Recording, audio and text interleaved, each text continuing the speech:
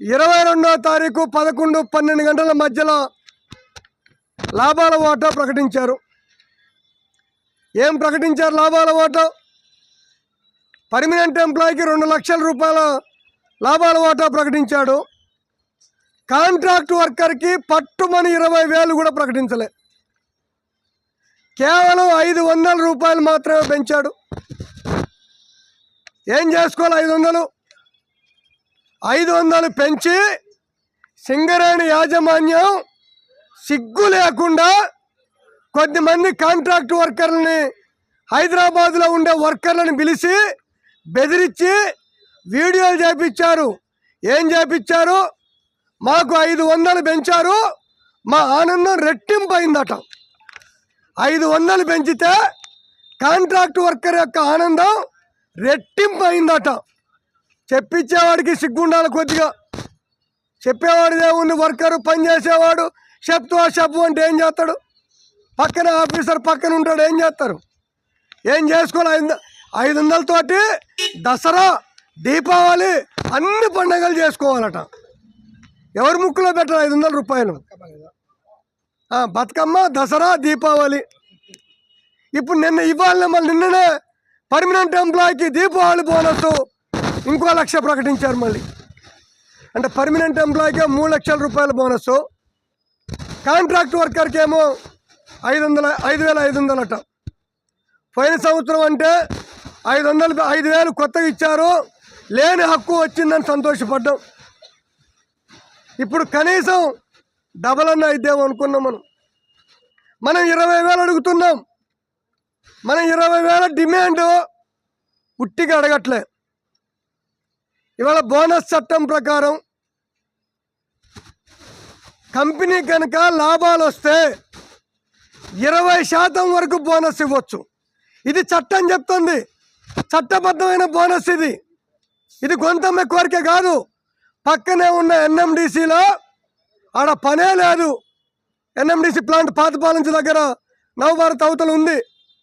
20% bonus ఎన్ఎండిసిలో దేశవ్యాప్తంగా ఇస్తున్నారు. పక్కనున్న ప్రైవేట్ ఇండస్ట్రీ ఐటీసీలో 12% బోనస్ ఇస్తున్నారు. మరి మనకి 20% బోనస్ ఇస్తే 8.33 ఇచ్చేశారు. మిగిలిన 12% ఇచ్చిన 20,000 బోనస్ మనకు వస్తుంది.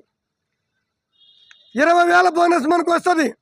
మనం అడుగుతున్న డిమాండు చాలా న్యాయమైన డిమాండు, చట్టబద్ధమైన డిమాండు. 2 లాభాల వాటా ఎందుకు ఇస్తున్నారు? సింగరేణికి లాభాలు వచ్చినాయి. ఈ లాభాల్లో కార్మికుల శ్రమ కూడా ఉంది. అందుకని మీకు కూడా కొంచెం వాటా ఇస్తాం అని లాభాల వాటా పెడుతున్నారు. అంతే కదా? శ్రమ ఉందని వాటిస్తున్నారు కదా. మరి సింగరేణి లాభాలలో పర్మనెంట్ కార్మికుల యొక్క శ్రమే ఉందా? కాంట్రాక్ట్ కార్మికుల శ్రమ లేదా? ఇలా సింగరేణిలో కాంట్రాక్ట్ కార్మికులు కనుక లేకపోతే సింగరేణికి లాభాలు లేవు. సింగరేణి లాభాలు ఓసీలలో వస్తున్నాయి. మొన్న సిఎండి కూడా చెప్తుండగా అవుట్ సోర్సింగ్ వల్లనే లాభాలు వస్తున్నాయి అని చెప్తున్నాడు ఆయన. మరి అవుట్ సోర్సింగ్ అంటే ఎవరు? కాంట్రాక్ట్ కార్మికులు. ఓబీల్లో, అండర్ గ్రౌండ్లో అన్ని సెక్షన్లో మనం పనిచేస్తున్నాం. ఒక రకంగా చెప్పాలంటే సింగరేణి వర్కర్కి, కాంట్రాక్ట్ వర్కర్కి ఇవ్వాల్సిన జీతం ఇవ్వట్లే.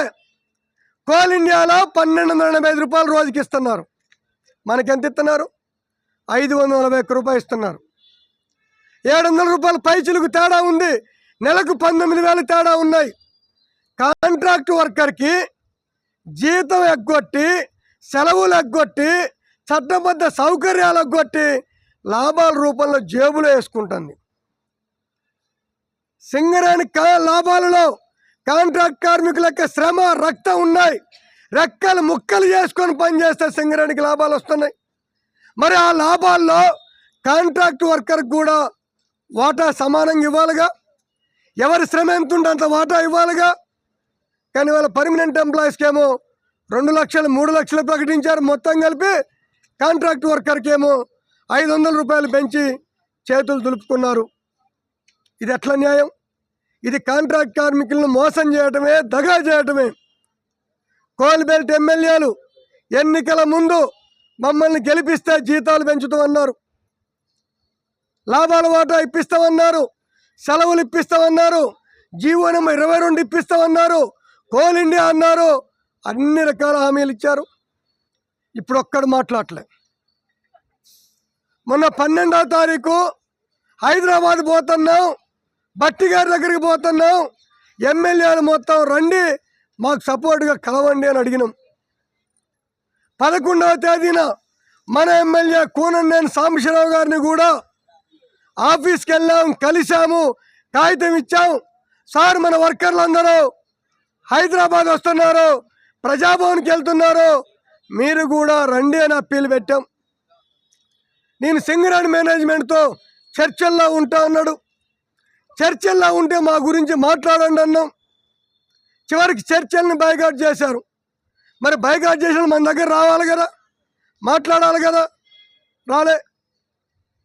వాడ దాటిన దాకా వాడ మల్లయ్య, వాడ దాటిన తర్వాత బోడి మల్లయ్య అన్న సందంగా ఇవాళ మొత్తం కోల్ బెల్ట్ ఎమ్మెల్యేలు మొత్తం వివరిస్తున్నారు. ఈ కోల్ బెల్ట్ ఎమ్మెల్యేలు పొద్దున్న లేస్తే సిఎన్ఎండి కాడికి పోతున్నారు, ముఖ్యమంత్రి కాడికి పోతున్నారు, కోట్ల రూపాయలు అభివృద్ధి పేరుతో తీసుకెళ్తున్నారు. ఒక్కొక్క ఎమ్మెల్యేకి 5 కోట్లు, 10 కోట్లు, 15 కోట్లు సింగరేణి డబ్బులు తీసుకెళ్లే శక్తి మీకుంది, సిఎన్ఎండిని ఒప్పించే శక్తి మీకుంది. మరి కాంట్రాక్ట్ కార్మికుడికి 20,000 జీతం ఇప్పించే శక్తి మీకు లేదా? 5,000 బోనస్ పెంచితే మొత్తం సింగరేణికి అయ్యే ఖర్చు 17 కోట్లు. 17 కోట్లు కేటాయిస్తే ఒక్కొక్క సింగరేణి కాంట్రాక్ట్ వర్కర్కి 10,000 బోనస్ ఇవ్వచ్చు. ఇప్పుడు అదనంగా 17 కోట్లు కేటాయిస్తే మరి ఆ శక్తి ఎమ్మెల్యే దగ్గర లేదా? ఎమ్మెల్యేల దగ్గర లేక కాదు, ఎమ్మెల్యేల దగ్గర ఉంది. వాళ్ళ పని వాళ్ళు చేసుకుంటున్నారు, వాళ్ళకి కావాల్సిన డబ్బులు వాళ్ళు పట్టుకుపోతున్నారు. కాంట్రాక్ట్ కార్మికుడి దగ్గరకు వచ్చేసరికి మాత్రం మాయ మాటలు చెప్పి వెళ్ళిపోతున్నారు తప్ప సిఎన్ఎండి గారి దగ్గర కూర్చోవట్లేదు. నిజంగా ఈ కోల్ బెల్ట్ ఎమ్మెల్యేల దగ్గర నిజాయితీ ఉంటే, దమ్ముంటే ఎమ్మెల్యేలు మొత్తం వెళ్ళి సిఎన్ఎండి దగ్గర, సీఎం దగ్గర కూర్చోవాలా. మన లాభాల బోనస్ పెంచవచ్చు, జీతాలు ఇప్పించవచ్చు. లేదు మీ దగ్గర దమ్ము శక్తి లేకపోతే మా దగ్గరికి రండి, మేమందరం వస్తాం. సింగరేణి భవన్ దగ్గర, సింగరేణి హెడ్ ఆఫీస్ దగ్గర మీరు వచ్చి మా తరపున కూర్చోండి. 20,000 మంది కాంట్రాక్ట్ వర్కర్లు మీ వెనుక మేము కూర్చుంటాం. మీకు చేతనైతే మాట్లాడిప్పియండి, లేదా మాతో పోరాటంలో కలిసి రండి. మాట్లాడి ఇప్పేయకుండా, మా తరపున పోరాటం చేయకుండా, నిలబడకుండా మా స్వార్థం మేము చూసుకుంటాం, మాకు కావాల్సిన కోట్లు మేము దండుకుంటాం, మేము తీసుకొని పోతాం అంటే మాత్రం ఇవాళ సింగరేణిలో కాంట్రాక్ట్ కార్మికులు సహించరు. కడుపు మాడుతుంది, బాధ ఆవేదన పెరుగుతుంది. రాబోయే కాలంలో ఎమ్మెల్యేల వైఖరి కనుక మారకుంటే కాంట్రాక్ట్ కార్మికులు ఖచ్చితంగా తగిన గుణపాఠం చెప్తారు. టీఆర్ఎస్ ప్రభుత్వం, టీఆర్ఎస్లోని ఎమ్మెల్యేలు అప్పుడు కాంట్రాక్ట్ కార్మికులను మోసం చేయబట్టే వాళ్ళని ఇంటికి పంపి మిమ్మల్ని గెలిపించారు. మీ వైఖరి అట్టే ఉంటే వాళ్ళకి పట్టిన గతే మీకు కూడా పడుతుందని చెప్పేసి వాళ్ళ కోల్ బెల్ట్ ఎమ్మెల్యేలందరినీ హెచ్చరిస్తూ ఉన్నాం. ఇప్పటికైనా సింగరేణి యాజమాన్యం, రాష్ట్ర ప్రభుత్వం రెస్పాండ్ కావాలా, సమస్యల పరిష్కారం కోసం చొరవ చేయాలా. లేకపోతే సింగరేణి అధికారులకు కూడా చెప్పదలుచుకున్నాం. నేపాల్లో యువకులు మొత్తం తిరగబడ్డారు, ప్రధానమంత్రిని గెదింగ్ కొట్టారు. మొన్న లడఖ్లో బీజేపీ కార్యాలయానికి నిప్పు పెట్టారు. ఇక మా కాంట్రాక్ట్ కార్మికులు ఎందుకు ఓపిక పడుతున్నారు. ఓపిక నశిస్తే మాత్రం నేపాల్లోను, లడఖ్లోను పట్టిన గతే సింగరేణి కార్యాలయాలకు పట్టుద్ది. ఖబర్దార్ సిఎన్ఎండి, నీ వైఖరి విడనాడాలా. కాంట్రాక్ట్ కార్మికుల పట్ల చిన్న విడనాడాలా. కాంట్రాక్ట్ కార్మికుల సమస్యలు పరిష్కరించాలని చెప్పేసి విజ్ఞప్తి చేస్తా ఉన్నాం.